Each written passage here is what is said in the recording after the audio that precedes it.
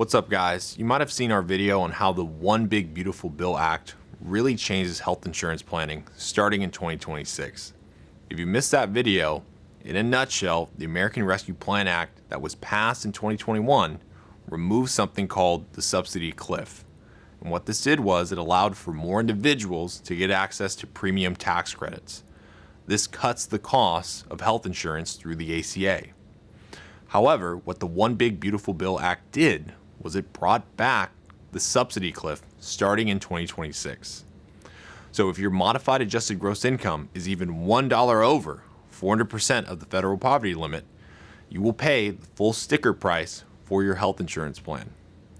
So using 2025's numbers, if you are even $1 over $84,600 as a married couple, then your health insurance could maybe go from costing you $300 a month to $2,000 a month very easily.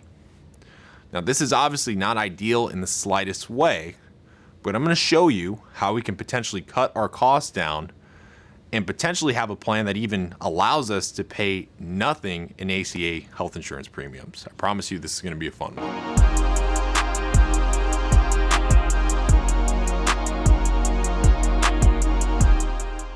Thanks for watching, guys. My name is John Boyd. I'm a certified financial planner, and I'm the founder of MDRN Wealth, where we help people just like you retire sooner and better. If you want your own free retirement assessment where we do planning just like what you're going to see in today's video, then check out the link in the description below. All right, guys, so here's the game that we're going to play today. Our objective is to retire at 60 and pay as little as possible in health insurance costs, with the main goal of paying $0 in ACA health insurance premiums. So let's dive into our case study today. This is Sammy and Dina Jones. They are both 60 years old. Sammy is already retired, but Dina is retiring today. So as of the recording of this video, it's September. It's a big round of applause for Dina for retiring. But here's the deal. We're kind of in a weird spot from an income perspective because Dina has been getting paid W-2 compensation for most of the year. In addition to that, she gets all her PTO paid out this month. So her taxable income is actually kind of high. We'll say it's $150,000 for 2025. Now remember that because we're going to go back to it in a second. Now from a balance sheet perspective, things look good. They own their home outright. They have about $650,000 in retirement accounts. They have $520,000 in non-retirement accounts. And then finally, Dina has $45,000 in an HSA, which is a health savings account. So the million-dollar question for today is, how do we handle health insurance and not break the bank? Because here's the deal. Sammy and Dina right now have monthly expenses of around $6,000 a month, and they want to keep their health insurance costs in check as much as possible while maintaining a successful retirement plan. So this is what we're going to do. Remember, Dina's income for this year is $150,000. Well, when you retire well before 65, you typically get health insurance through the ACA marketplace.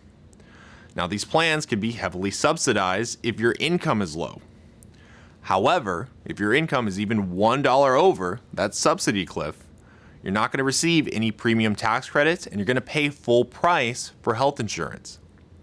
So Dina's income, based on this rule, will disqualify her and Sammy from getting any tax subsidy to pay for health insurance. So how we're going to work around this is by opting for COBRA coverage. Now, if you're not familiar with COBRA, when you retire, you actually can elect to stay on your current health insurance with your employer for generally up to 18 months. However, the issue with that is your employer is no longer going to subsidize your health insurance, so you're going to pay full price for the plan. But in this case, we're actually okay with that because we have an HSA. That health savings account can be used to cover COBRA premiums. You can't use it to pay for ACA premiums, but any money used to pay for COBRA premiums is completely tax-free. Now, those COBRA premiums are going to end up being $2,200 a month, and we're actually going to opt to pay for the full 18 months of COBRA with the HSA. So in our case here, COBRA is going to last from September 1st, 2025, when Dina retired, all the way to the end of February 2027. So this is what it's going to look like. On the left-hand side of this chart, you can see the total distributions that they're making from their assets to cover the bills. We're going to take out $27,720 to cover our COBRA premiums, which we're assuming are going to go up a little bit in 2026. But again, we're okay with that because we have $45,000 in an HSA that's going to cover this. And paying the COBRA premiums with the HSA is a qualified medical expense for HSA distributions, which means it's completely tax-free. Now, to cover the rest of the bills in 2026, we're going to opt to draw money exclusively from Dina's old 401k. And at this point, it would likely be rolled into an IRA. And there's a few reasons why we're going to do that. One is because we don't have to worry about our income being low to qualify for a tax subsidy in 2026, we're going to go ahead and take out $88K in retirement distributions. And this is not going to have any impact on our health insurance premiums.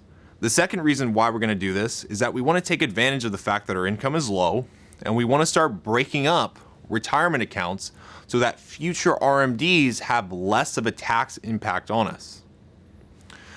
Now let's fast forward to 2027. In January of 2027, both Dina and Sammy turn 62. So we have 3 more years until they're going to be eligible for Medicare. Now, 2027 is a big transition year because remember, COBRA coverage only lasts us 18 months. So what we're going to do is we're going to pay for COBRA using our HSA for January and February. Then in March, we're going to hop on an ACA plan.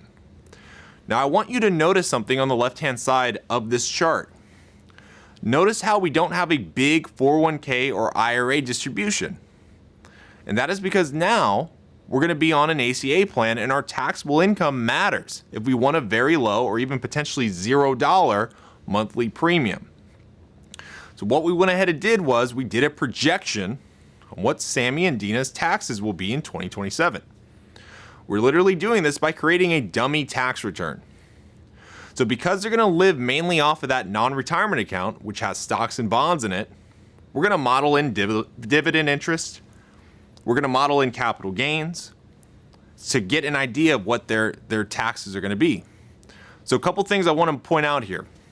Our modified adjusted gross income here, when we add back in the smidge of tax exempt interest that they generated, is just about $34,500. I also want to point out that because their taxable income is so low, they pay 0% capital gains on the capital gain income that they generated. So total tax liability is $0, but the $1 million question is, how much is their health insurance going to be? Well, this is a real quote for how much their health insurance will cost, and anyone can do this. All you need to do is go to healthcare.gov and run a quote to see how much your health insurance will be based off your household size and income. So you can see here, because they qualify for a large tax credit, their monthly premium is $0. And that is because the tax credit is going to cover the full price of the plan. Now, when I ran this quote, we came back with 99 different health insurance plan options. About 15 of them had a $0 monthly premium. However, maybe Sammy and Dina want a different plan that costs more than that tax credit. Maybe this United Healthcare plan has access to a specific network of doctors that they want, but it costs around $1,800 a month.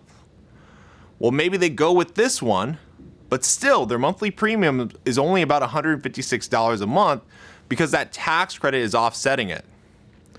Regardless, we're going to assume they go for the first one I showed you, and that has a $0 monthly premium. And we are going to repeat this approach of drawing down from our non-retirement accounts all the way until Dina and Sammy turn 65. If we do this, taxable income should be consistently low and put them in a position to where they pay very little in taxes and also be in a place where their ACA premiums are $0. Now, if you're curious what the game plan is for the rest of retirement, this chart gives you a rough idea. This is their effective tax rate starting in 2025 and going all the way out into their 80s. What you're looking at is their total effective tax rate starting in 2025, which at that point is over 20% because we're factoring in FICA taxes from wages, federal taxes, and state taxes. However, In 2026, when we opt to take COBRA and live exclusively off of their retirement accounts, it drops to about 8.7% total Fed and state. And then once we are living exclusively off the non-retirement accounts until 65, we get a drop to around 0%. Now, once they get on Medicare at 65, we're going to go back to drawing some of their retirement accounts to reduce the tax impact of RMDs down the road, while still living off of their non-retirement savings. And then at 70, assuming they both delay Social Security until then, they will be back at a 0% tax rate all the way until RMDs begin at 75, which we are going to plan to deal with until 95, the year that they pass away. At 75, when those RMDs begin, their effective tax rate jumps to around 7.2% and steadily goes up from there. So assuming a 6% rate of return, an inflation rate of 2.5%, and a 5% inflation rate for medical expenses, they're still going to end up with around $4.6 million left over at the end of this plan. So we not only have a plan that shows us they can probably spend more, we also get a really tax efficient one as well. And on top of that, their health insurance premiums were dirt cheap during that awkward period of time before Medicare starts. If you watched today's video and you wondered, well, how come we don't just get on an ACA health insurance plan in 2026 if it's going to be $0, or why do we have to use any of those HSA dollars at all? The reason why is when you create a retirement plan, it's almost like a game. You need to balance when you decide to accelerate income, and you also need to balance things like chasing a $0 health insurance subsidy. Could we have chased that $0 health insurance in 2026? Yes, we easily could have. However, now our RMDs, they'll be higher in the future, meaning our tax rate will be higher later in retirement. So to smooth it out, we're going to opt to do HSA distributions in 2026 and stay on COBRA. Same reason why we decide to do some retirement account distributions at 65, because we're no longer worried about ACA premiums and income limits. So the bottom line is, it's possible to achieve a $0 early retirement insurance plan, but you need to be strategic with how you use your assets, you need to be really dialed in with your tax planning, and you need to weigh the pros and cons of chasing the $0 health insurance today versus doing things like Roth conversions or breaking up your IRAs so that RMDs are lower in the future. In our plan today, we're able to balance all that out. However, if you need help doing this yourself, check out our free retirement assessment, where we start to lay the groundwork for giving you a plan that looks just like this. You can learn more by clicking the retirement assessment link in the description of today's episode. I hope you enjoyed today's video, and I will see you next time.